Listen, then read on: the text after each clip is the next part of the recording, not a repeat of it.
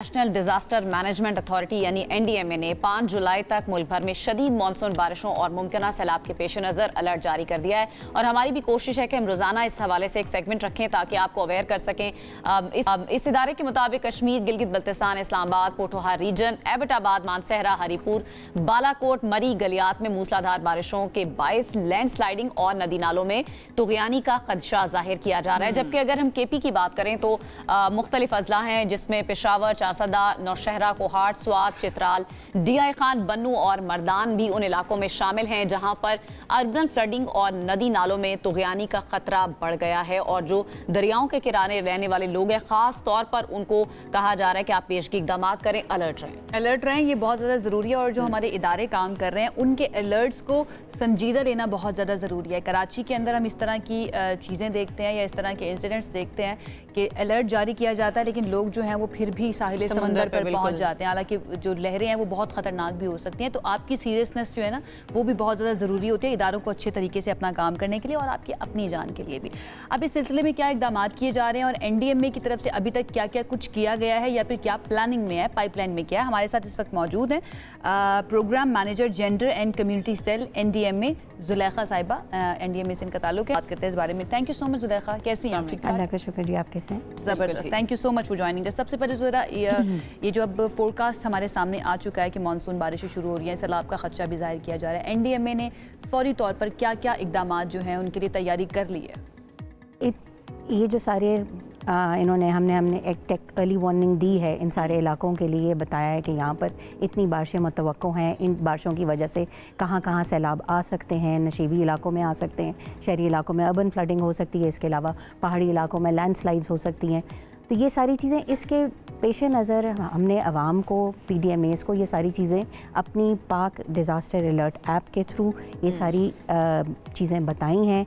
अगर आवाम उस ऐप को डाउनलोड करती है तो उनको वक्ती बर वक्त ये मालूमात मैसर हो सकती हैं। इसके अलावा हमारी वेबसाइट पे, इसके अलावा पीडीएमएस को, प्रोविंशियल डिज़ास्टर मैनेजमेंट अथॉरिटीज़ को ये सारी अलर्ट्स दी जा चुकी हैं, एडवाइजरीज़ जारी होती हैं वक्तन फ़वक्तन 5 दिन के वक्फे से।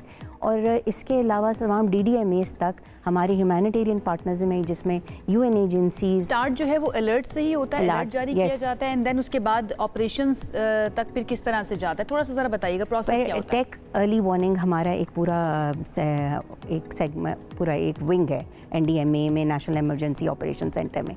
वो टेक अर्ली वार्निंग्स देता है, यानी कि पेशगी इतला देता है कि किन किन इलाकों में कौन कौन सी आफत आ सकती है और वो हम 8 महीने तक पहले दे सकते हैं। हमारी इतनी कैपेबिलिटी है नेशनल इमरजेंसी ऑपरेशन सेंटर की। फिर उसके बाद वो रिस्पॉन्स साइट पे जो हमारे ऑपरेशन सेंटर है, हमारे जो ऑप्स विंग है हमारा, फिर इसके अलावा एक डिज़ास्टर रिस्क रिडक्शन विंग है और इसके अलावा और विंग्स हैं, वो अपने अपने पार्टनर्स को ये चीज़ें आगे बताते हैं, एडवाइजरीज, अलर्ट्स, ये सारी चीज़ें जारी होती हैं। आपने कहा कि 8 महीने पहले हम बता सकते हैं कौन से इलाके इफेक्ट हो सकते हैं। 8 महीने पहले किन इलाकों का बताया गया था? पहले से पेशगी इकदाम क्या किए गए उस हवाले से? इन सारे इलाकों में सब पीडीएमए से हमने एक डीएमसीएफ है, एक पूरा national disaster management coordination forum है जिसमें सारे पीडीएमएस हमारे साथ एनडीएमए के साथ उसके मेंबरान हैं। उनको अभी पिछले महीने ही बुला के उन सबको ये सारी बातें, ये सारी चीज़ें बता दी गई थी कि ये सब मुतवक्के होने वाला है और आप अपने अपने सूबों में ये इकदाम कर लें। सो जो सारे के सारे हमारे काउंटर पार्ट्स हैं, हमारे सारे ह्यूमैनिटेरियन पार्टनर्स हैं, वो ऑन बोर्ड होते हैं इन सब चीज़ों से। आगे ये उनका काम है कि वो उसको करें। हम देखते हैं ना जिस तरह अभी ये इंसिडेंट 2 हुए हैं, एक तो करंट जो योब बलूचिस्तान में इंसिडेंट हुआ, एक गाड़ी बह गई, उसमें ख़वातीन थी, फिर हमने स्वात का वाक़या देखा।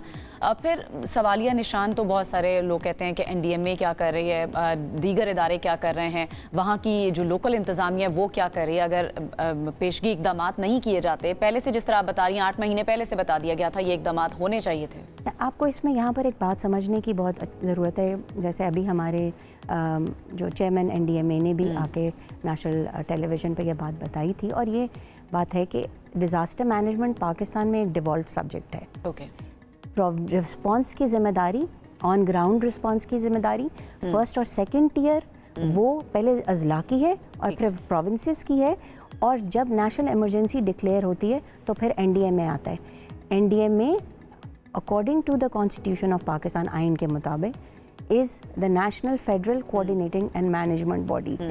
तो उसमें फिर वो हमारा जो काम है कि हमने तमाम सूबों के साथ कोऑर्डिनेशन रखनी है, मैनेजमेंट रखनी है, प्रॉपर पॉलिसीज़ इन प्लेस करनी है, वो सारे काम हम करते हैं। ऐसी टर्म्स भी मौजूद हैं, ये जो आप बता रही हैं आईने पाकिस्तान के मुताबिक जो जिम्मेदारियाँ एनडीएमए की, क्या उसके अंदर ये भी मौजूद है कि अगर डिवॉल्व पावर जिनके पास है, जो फर्स्ट चेयर या सेकंड चेयर वाले हैं, वो अपना काम सही तरह से सरअंजाम नहीं दे रहे, तो एनडीएमए भी उनके कोई एहतसाब उनका कर सकता है या किसी तरीके से उनको जिम्मेदार ठहरा सकता है? क्या ये मौजूद है? बिल्कुल, ये तो एनडीएमए नहीं, ये तो फिर हुकूमत पाकिस्तान ही कर सकती है, एनडीएमए नहीं हो सकता।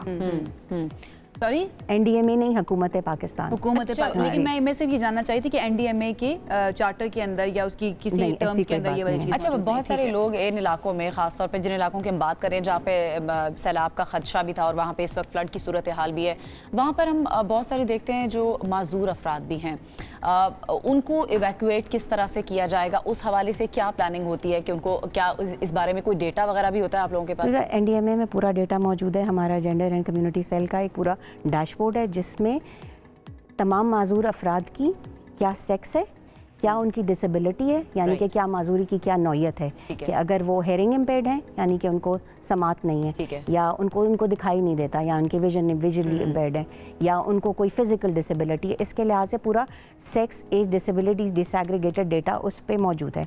वो हम अपने तमाम पार्टनर्स के साथ वक्तन फ़वक्तन शेयर करते रहते हैं, जिसकी हमें रिक्वेस्ट आती है कि हमें इस इलाके के बारे में पता चले कि यहाँ पर कितने माजूर अफराद मौजूद हैं और उनकी क्या डिसेबिलिटी है, क्या नौयत है, वो फिर उसको हम उनको कम्युनिकेट करते हैं। उसके लिहाज से फिर वो एवैक्यूएशन जो है इन प्लेस होती हैं और वो एवैक्यूएशन करते हैं।